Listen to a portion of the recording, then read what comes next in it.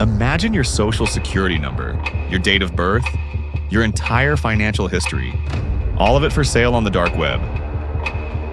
In 2017, this nightmare became a reality for nearly 150 million Americans.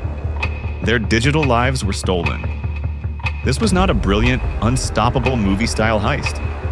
It was a series of failures so simple, so baffling, they almost defy belief. This is the story of how one of the world's most important companies, Equifax, was entrusted with your data, and how they left the front door wide open. To understand how the disaster happened, you first have to understand the company. Equifax wasn't just any business. They are a pillar of the modern financial world. Along with Experian and TransUnion, these three companies form a powerful trio, the major credit bureaus. They act as the gatekeepers of your financial life. Every time you apply for a loan, a credit card, or a mortgage, your information flows to them. They collect vast amounts of your personal data. Your social security number is the key to their kingdom. They also have your addresses, past and present. They know your credit card numbers and your loan history. This isn't just data. It's a digital blueprint of you. Companies pay Equifax for access to this information. They use it to decide if you are trustworthy. Their entire business model is built on one simple thing: trust. The trust that they will keep the most sensitive parts of your life secure. Their systems were supposed to be a fortress, a digital vault protecting the crown jewels of American consumer data. For decades, that trust was assumed. The fortress had a crack in its foundation, and no one inside seemed to notice until it was far too late. If a company's only job was to safeguard data, how could it fail so profoundly? The failure began not with a bang, but with a quiet email. On March 7, 2017, a critical vulnerability was discovered. It was in a widely used piece of software called Apache Struts. Think of it as a common building block for corporate websites. The flaw was dangerous. It allowed an attacker to run their own commands on a company's server. It was like discovering millions of front doors shared the same faulty lock. A patch was released immediately. The very next day, a warning was sent by the Department of Homeland Security. The alert went directly to Equifax. It urged them to fix the flaw. Equifax's own security team circulated the warning internally. Their orders were clear: update all relevant systems within 48 hours. The clock had started. A scan was run to find any servers with the faulty lock. But the scan failed. It didn't identify the unpatched vulnerable system. The deadline passed. The warning was forgotten. The digital door was left unlocked. A patch existed. A warning was sent. A deadline was set. But somewhere deep inside Equifax, the message was lost. And the consequences would be catastrophic. For 2 months, there was silence. The unlocked door went unnoticed. Then, on May 13th, someone turned the handle. The hackers entered Equifax's network. They used the exact Apache Struts flaw the company had been warned about. They were inside the fortress. What they found was a treasure map. Login credentials for other parts of the network were stored in plain text. This was the digital equivalent of leaving the key under the mat. With these keys, the hackers could move freely.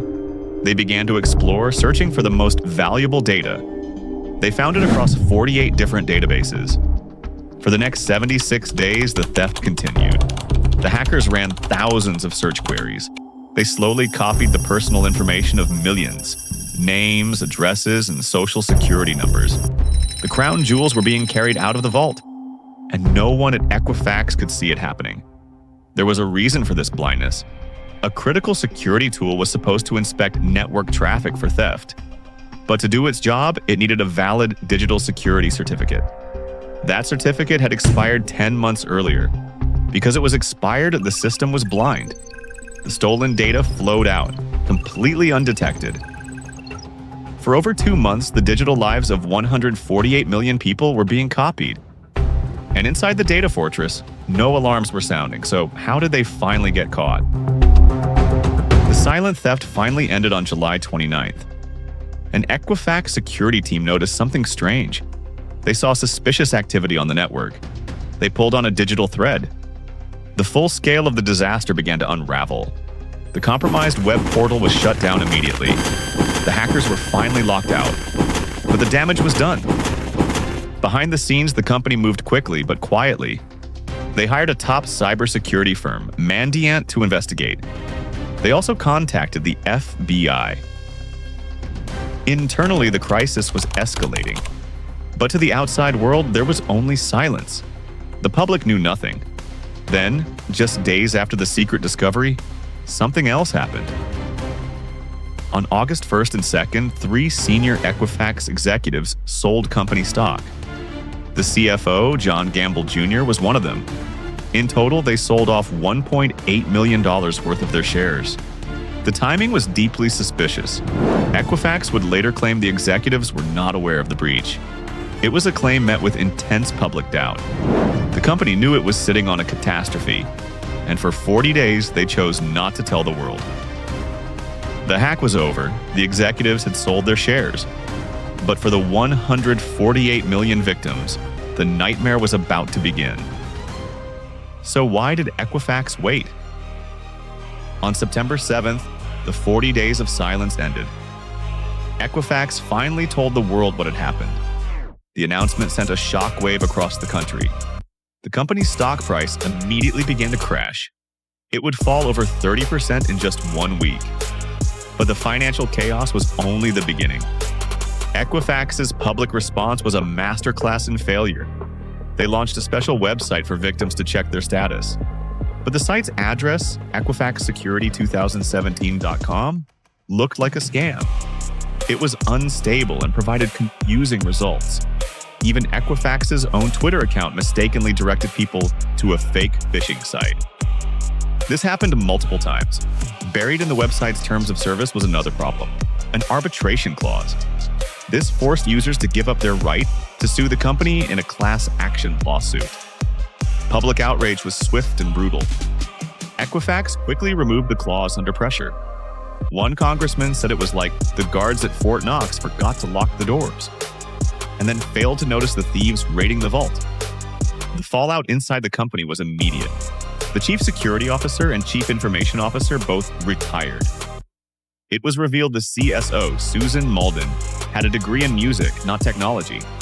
This detail only fueled the public's anger. Weeks later, CEO Richard Smith resigned. The captain had abandoned the sinking ship. The company was in chaos. Its leaders were gone. Its reputation was in tatters. The public demanded answers. The question of accountability loomed large. The reckoning began in Washington. Former CEO Richard Smith testified before an angry Congress. He offered an apology. The breach occurred because of both human error and technology failures, he stated. To the American people, I am deeply sorry for what happened. But apologies were not enough. Official government reports confirmed what many already suspected. The breach was an entirely preventable disaster. It was caused by a cascade of failures from top to bottom. Eventually, Equifax agreed to a global settlement. This included up to $425 million to help the people affected. It was one of the largest data breach settlements in history. But there was one final twist. Who were the hackers? In 2020, the U.S. Department of Justice provided an answer. They indicted 4 members of China's People's Liberation Army. The hack wasn't just cybercrime, it was an alleged act of state-sponsored economic espionage. The Equifax breach was more than a corporate failure. It was a fundamental violation of trust. It exposed just how fragile our digital lives truly are. The story served as a brutal wake-up call. For companies, it was a lesson in responsibility. For the public, it was the moment they realized their data was never truly safe, and that the fortress they trusted was built on sand.